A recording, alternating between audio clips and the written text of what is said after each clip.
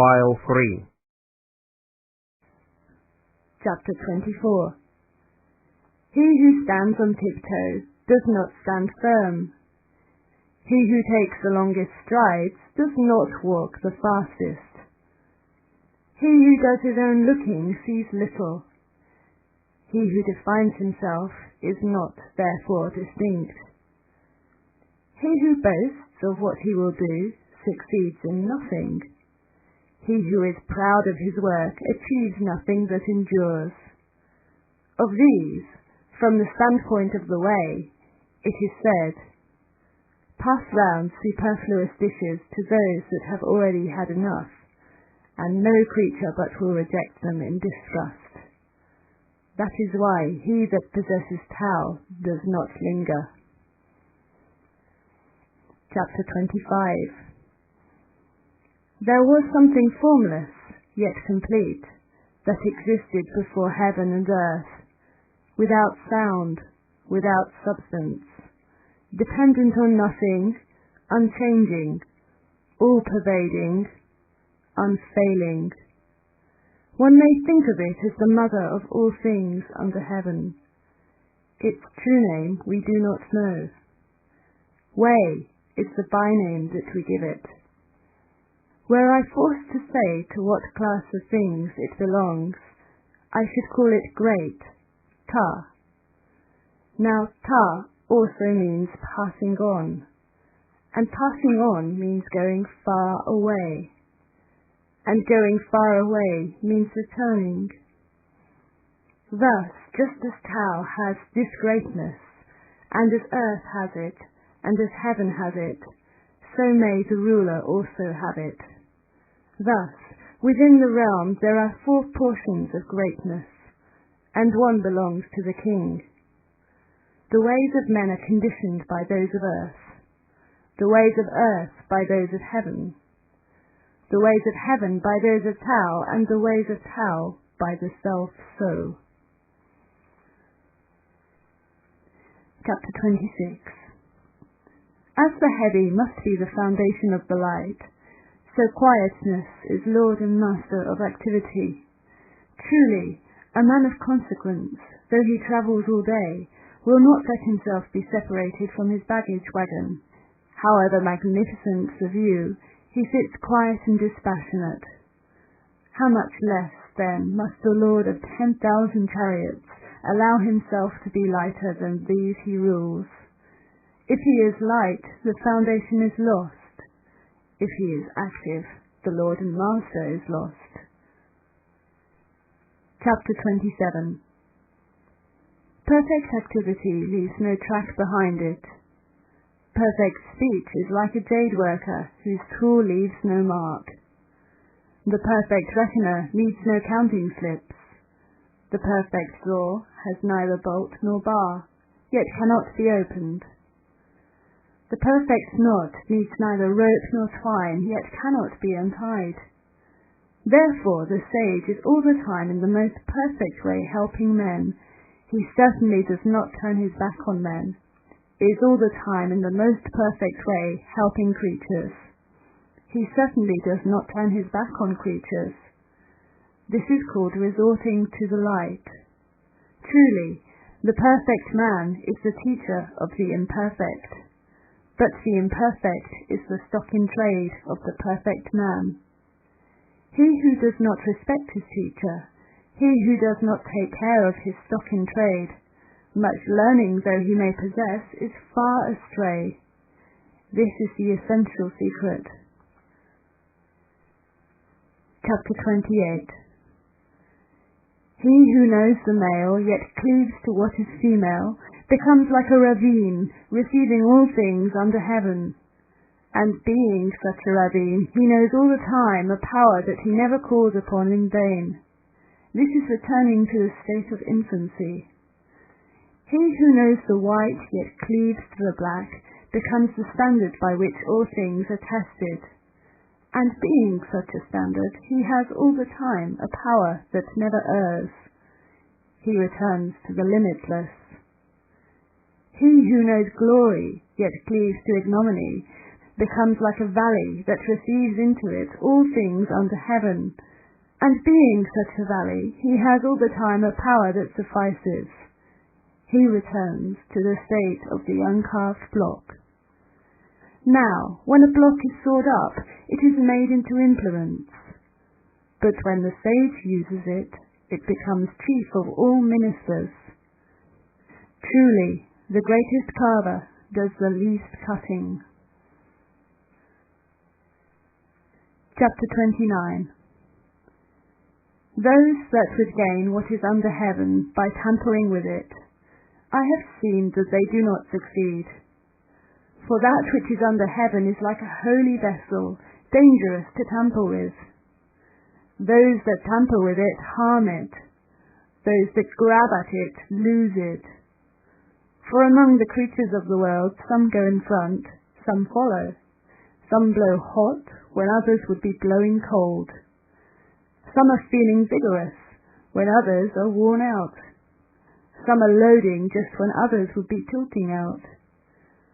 Therefore the sage discards the absolute, the all-inclusive, the extreme.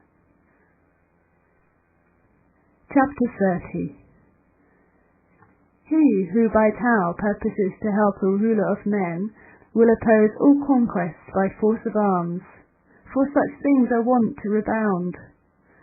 Where armies are, thorns and brambles grow. The raising of a great host is followed by a year of dearth. Therefore a good general effects his purpose and then stops. He does not take further advantage of his victory, fulfills his purpose and does not glory in what he has done, fulfills his purpose and does not boast of what he has done, fulfills his purpose but takes no pride in what he has done, fulfills his purpose but only as a step that could not be avoided, fulfills his purpose but without violence. For what has a time of vigor also has a time of decay. This is against Tao, and what is against Tao will soon perish.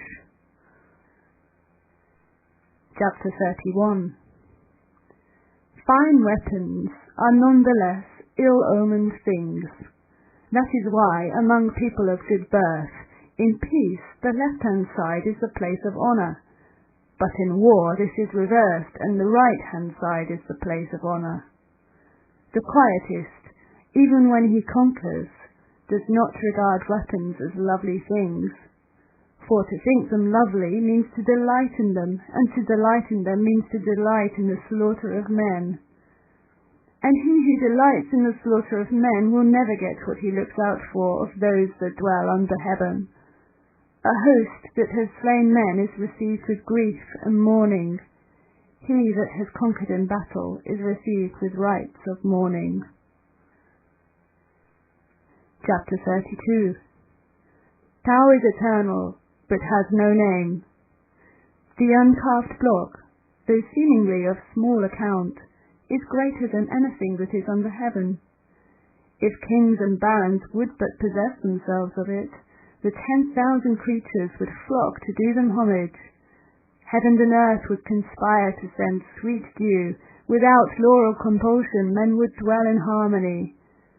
Once the block is carved, there will be names, and so soon as there are names, know that it is time to stop.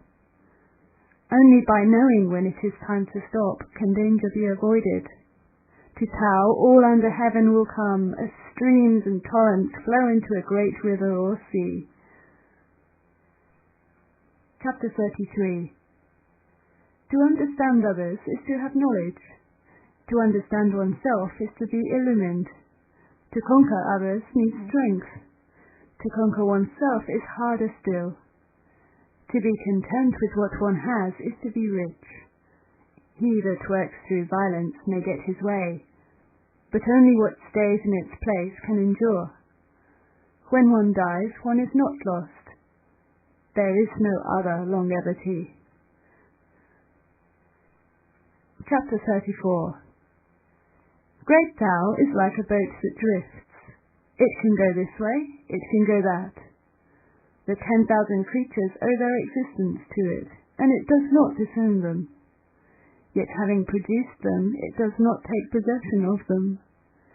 Tao, though it covers the 10,000 things like a garment, makes no claim to be master over them, and asks for nothing from them.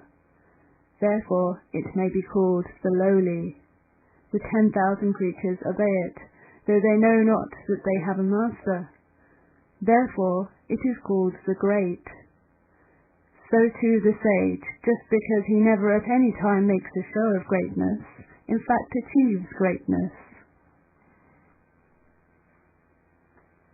Chapter 35.